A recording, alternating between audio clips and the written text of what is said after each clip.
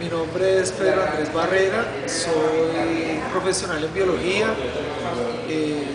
candidato a magíster en gestión ambiental y desarrollo sustentable y actualmente me desempeño como docente investigador. Actualmente soy docente universitario y profesional del equipo del Centro de Pensamiento del Agua aquí en la localidad de Tonguelito, en el marco de un proyecto que se viene desarrollando desde el año pasado sobre gobernanza del agua.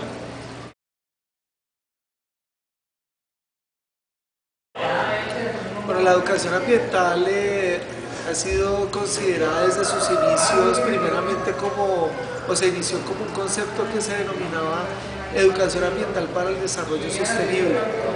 Así fue que nació el concepto hacia los años 70 en Europa y actualmente se conoce solo como educación ambiental, aunque tiene mucha influencia con el concepto de desarrollo sostenible o desarrollo sustentable. La educación ambiental es considerada como un proceso permanente, un proceso continuo que busca cambiar la forma del accionar de las personas en torno a temas cotidianos de corte socioambiental.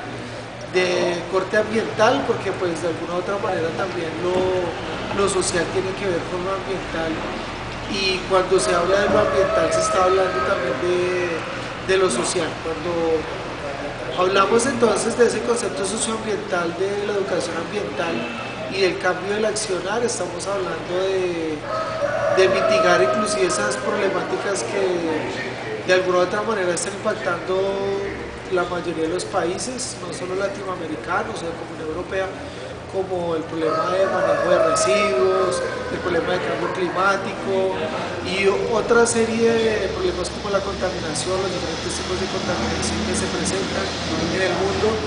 Y la educación ambiental es precisamente una respuesta que busca cambiar ese modo de ver el ciudadano o la persona del común la problemática, y también busca incidir en el cambio de actitud y en el cambio de accionar de las personas.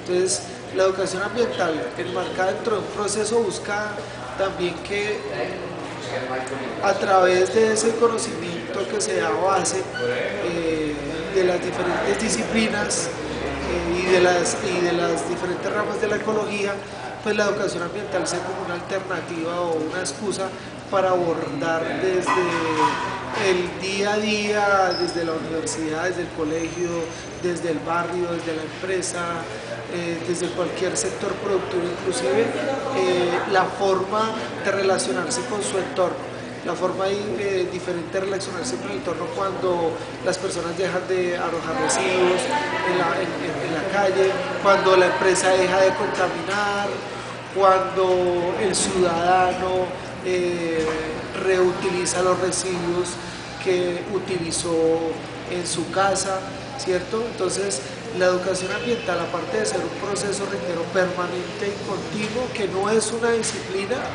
sino que aborda todas las áreas del conocimiento, está enmarcada en esa búsqueda de cambio de actitud de las personas, precisamente en ese origen conceptual del desarrollo sustentable. La educación ambiental busca también, o es una excusa para buscar sustentabilidad a las generaciones venideras en cuanto a la disponibilidad de recursos que se tengan en cuanto al agua, a la madera, al oxígeno, a los combustibles, etcétera, y que se asuma de una manera responsable, que los recursos que se están utilizando ahora se piensen también en la disponibilidad para las generaciones venideras, aunque esta última parte está más relacionada con el concepto de desarrollo sustentable.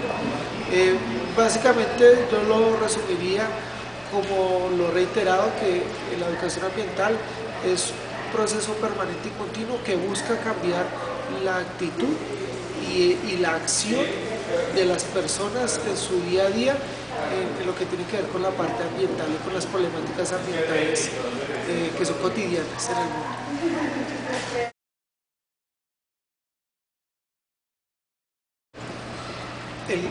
Precisamente ese concepto, articulando el de educación ambiental ahora con el desarrollo sostenible, hay una discusión muy técnica y yo diría también semántica del concepto de desarrollo sostenible y desarrollo sustentable.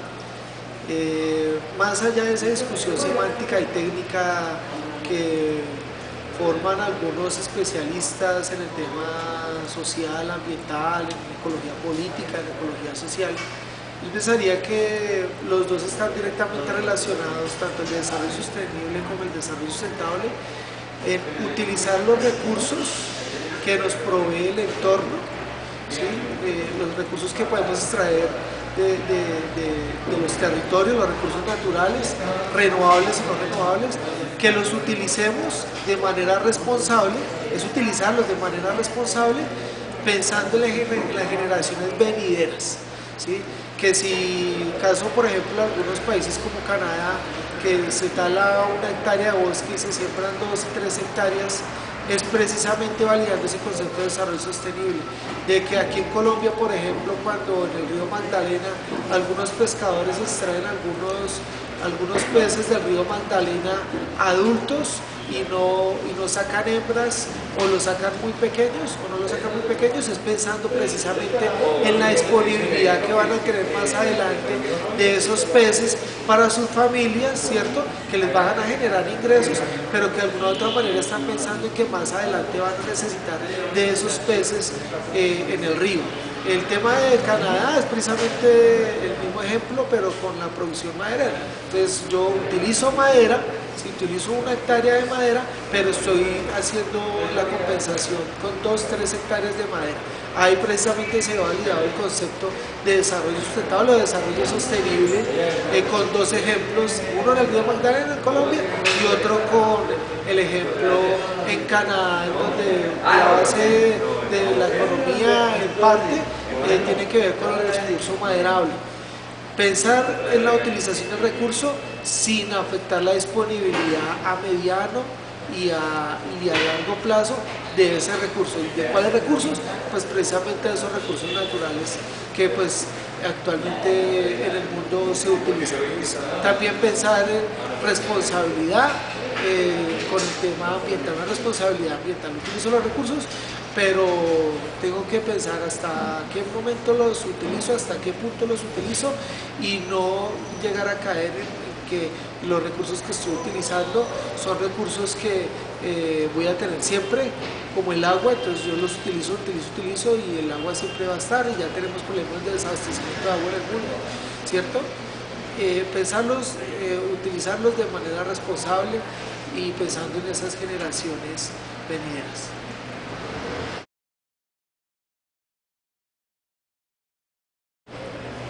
Bueno, el tema de conservar y de preservar recursos naturales, pensaría que en primera medida está directamente relacionado a lo personal, a lo individual, la responsabilidad que tiene cada uno con la disponibilidad de recursos es, yo creo que un primer elemento.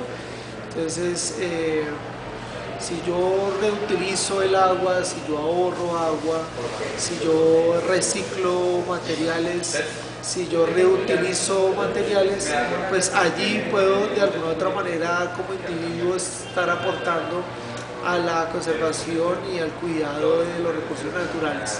En segunda medida, la responsabilidad que tienen también las instituciones, desde lo local, lo distrital, lo nacional, en cuanto a ese tema de preservar y de conservar los recursos naturales y incluso de validar el cumplimiento de la normatividad ambiental, que precisamente en Colombia tenemos bastante de eso, del tema normativo, del tema regulatorio, pero ahí es también importante la institucionalidad en la medida en que la capacidad de acción que ellos tengan para darle control al cumplimiento de la normatividad ambiental me parece que es un elemento fundamental. Lo otro es el cumplimiento que debemos dar a, a, las, a los compromisos que hay internacionales en cuanto a la cuidado, a protección y recuperación de ecosistemas, de biodiversidad, del agua, los compromisos que hay de cambio climático a nivel mundial, a los compromisos adheridos en Colombia, por ejemplo, y en muchos otros países, al convenio de Ramsar con el tema de humedales, a las políticas que hay nacionales, distritales en torno a la gobernanza del agua, cuidado del agua. Entonces, toda esa serie de instrumentos y de políticas y de tratados que se han llevado a cabo en el mundo y de su cumplimiento, yo creo que son fundamentales para el tema de cuidado y de preservación de los recursos naturales. Como ciudadanos también, no solo el tema de recupero, zonas, siembro árboles, reciclo, reutilizo el agua en la casa, sino también el control que nosotros podemos hacer como ciudadanos, en este caso en Colombia, mediante los mecanismos de participación ciudadana consagrados en la Constitución Política del 91, que nos dan pie para poder hacerle veeduría y control a las instituciones que tienen la tarea de hacerle veeduría a las empresas, a las diferentes instituciones para el tema de cuidado y conservación de los recursos naturales, de los ecosistemas, de las áreas protegidas y de los elementos fundamentales que tienen que ver directamente con la esencia del concepto de la ecología. ¿Sí? Básicamente eso.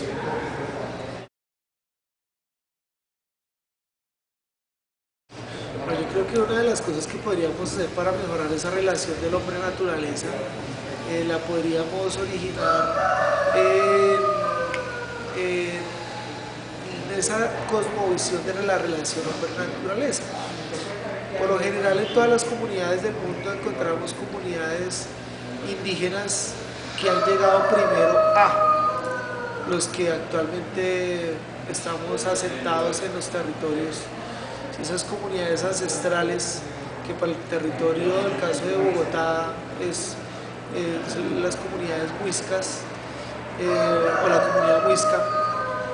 Me parece que una de las cosas importantes para poder mejorar esa relación es entender un poco cómo las comunidades ancestrales en los territorios veían ese territorio, cuál era la importancia, por ejemplo, del agua para los muiscas, o cuál es, porque tenemos todavía comunidad muisca en el territorio de Bogotá o de Bacatá, para nombrarlo mejor. Eso me parece importante primero conocer la manera como se relacionan las comunidades indígenas con el territorio. Dos, conocer precisamente el territorio, porque muchas de las poblaciones y las comunidades en el mundo no conocen el territorio que está ahí donde viven, trabajan, estudian, donde día a día se están desenvolviendo. Parece que es fundamental ese. El dos, el de conocer qué hay en el territorio. Tres, conocer no solo qué hay, sino cómo eran esas zonas antes de que llegáramos nosotros y cómo es el funcionamiento natural de esos territorios. Parece que es fundamental. Cuarto aspecto, también el ordenamiento que se debe dar en torno a los espacios de agua, el ordenamiento ambiental, el ordenamiento desde el tema de gobernanza del agua y desde la parte de ancestralidad de la cosmovisión hombre-naturaleza. Me parece que es importante todo el tema de ordenamiento territorial. Ahí nos comenzamos a armonizar en los territorios. Y yo creo que otra de las cosas que es fundamental es dejar de lado la indiferencia y la apatía que hay por el tema ambiental. Hay una búsqueda permanente de trabajo, de dinero, de ego, de tener, de cosas materiales, pero esas cosas pasarán a un segundo, tercer, quinto plano cuando el hombre comienza a entender que lo prioritario y lo importante es precisamente la disponibilidad que nos dan los recursos naturales. Podemos tener todo el dinero, todos los vehículos, la propiedad, pero si no tenemos agua en un territorio, como en algunas zonas, por ejemplo, de África y de Brasil inclusive, aunque está la cuenca del Amazonas, y de muchas otras partes del mundo. Entonces, si no tenemos agua, el dinero no interesa. Entonces es importante también darle esa importancia a los recursos naturales, al tema ambiental, ¿cierto? A la importancia que tiene la comunicación para dar un preámbulo al conocimiento de las temáticas ambientales, de los recursos naturales, de las áreas protegidas, de la situación ambiental, de la crisis ambiental mundial, local, distrital que hay en las comunidades y en los territorios. Me parece que esos 5 elementos nos van a ayudar a armonizar esa relación hombre-naturaleza.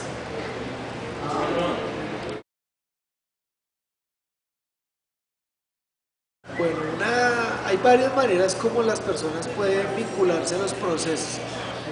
En el mundo diría yo que hay iniciativas comunitarias, populares, donde se vincula a la comunidad a la resolución de problemáticas ambientales. Entonces, esa es como una excusa para que las comunidades se vinculen, las que no están vinculadas a los procesos, se vinculen a los procesos en torno a la recuperación de espacios, a los proyectos que desarrollan por iniciativa los mismos procesos base populares o las mismas comunidades en los barrios, en las veredas. Entonces, una primera medida para cumplir esa idea es vincularse a los procesos que se vienen desarrollando. 2, me parecería importante que las personas también tuvieran iniciativa, vieran a su alrededor las problemáticas ambientales que se están presentando y formularan procesos para la mitigación de esas problemáticas o para la resolución de esas problemáticas en los barrios, en las localidades, en los municipios, en las veredas, en las zonas en donde se encuentren, y que sea la comunidad con iniciativa propia que comience a resolver las problemáticas ambientales. Esa sería la segunda. La tercera, por lo general los departamentos, los municipios, las autoridades municipales, departamentales, etcétera, inclusive las autoridades ambientales que hay en los diferentes territorios en diferente orden, generan proyectos de corte ambiental en los que las comunidades se pueden vincular también. Las universidades, por iniciativa propia o por procesos que vienen desarrollando, en cuanto a la comunidad académica, también allí se pueden vincular los ciudadanos, los estudiantes, los universitarios, los colegios. Inclusive ya se está hablando mucho de las universidades en el mundo con impacto social. Entonces ya las universidades están saliendo de las aulas a comenzar a resolver problemáticas ambientales, sociales, que se encuentran en los territorios. De eso hay universidades como la Universidad de Santo Tomás, la Universidad Minuto de Dios aquí en Bogotá, y la UDCA también, entre muchas otras universidades. Otra de las formas en que las personas se pueden aportar es participando precisamente de estos espacios como el que tenemos aquí en el CEPA, en el Centro de Pensamiento del Agua en la localidad de Tunjuelito, que es precisamente una iniciativa de la administración local, de la alcaldía local de Tunjuelito. Y aquí precisamente se ha visto como ejemplo eso. En mes y medio estamos recibiendo más o menos 1.000, 2.000 personas aquí en el aula permanente del CEPA, sin contar las del aula itinerante. Entonces esas son también estrategias que las administraciones en los diferentes territorios pueden llevar a cabo, ¿sí? Este es el primer centro de pensamiento del agua que hay en Bogotá, inclusive en Colombia, y es precisamente una de las formas que tiene la comunidad, ya no solo de la localidad de Tunjuelito, sino de las diferentes localidades que han visto en el CEPA como un proceso importante, fuerte, para vincularse y que lo han querido llevar a sus localidades. Es una invitación también para que la gente como que se vincule a ese tipo de procesos allí de alguna u otra manera con las iniciativas que hay desde las instituciones. Yo creo que con esas 4 ideas podría la gente vincularse a los procesos en torno a la recuperación de espacios o a la mitigación de problemáticas ambientales o a la relación de lo ambiental con cada uno de los individuos que se encuentran en el territorio. ¿Sí?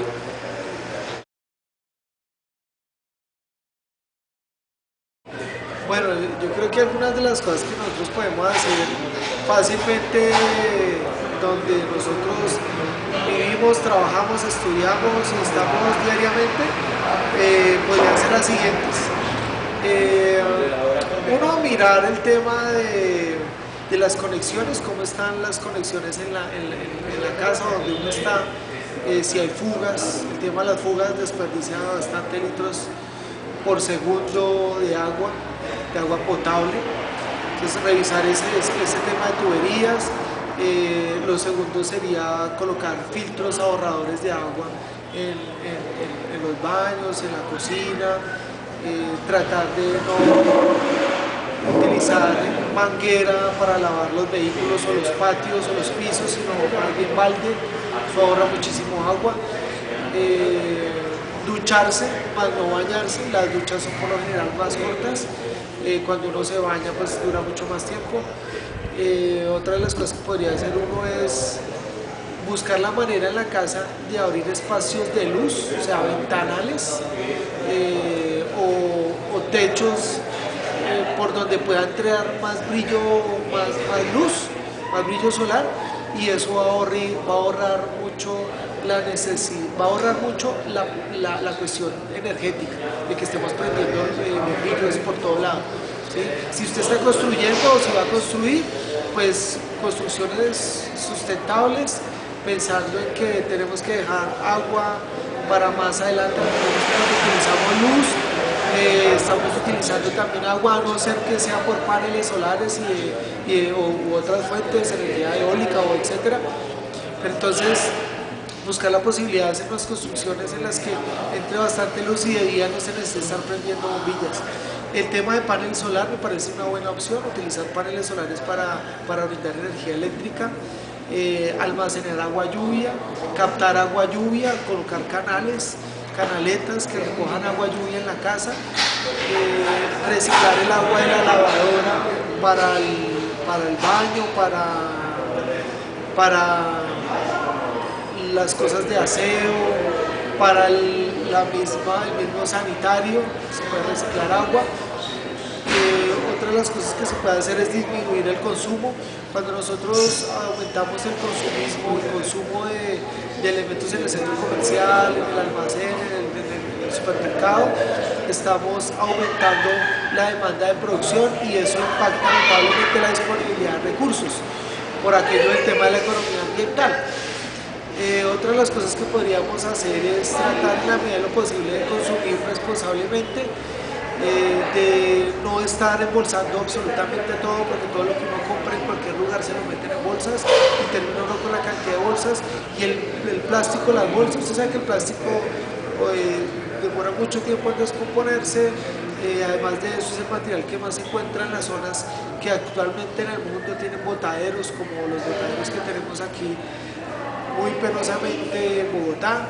No deberíamos tener ese tipo de sistemas, pero los tenemos y allí se encuentra muchísimo el plástico. Tratar de tener bolsas que se puedan reutilizar para, por ejemplo, ir a mercar, utilizar vehículos eléctricos o motos eléctricas, o utilizar bicicleta, utilizar vehículos entonces donde se pueda movilizar bastante gente. Hacer ejercicio me parece que tiene muchísimo que ver, tiene mucha relación. Reutilizar muchas cosas en la casa, reciclar también me parece clave. Esas yo creo que podrían ser algunos de los tips así, aunque en diferentes fuentes como esta, la que usted está viendo en este momento, en internet también pueden encontrar muchísimas otras y las puede usted contextualizar dependiendo de si es su trabajo, su casa, su lugar de estudio, o si quiere generar algún proyecto interesante para disminuir el tema del consumo. Esas podrían ser algunas.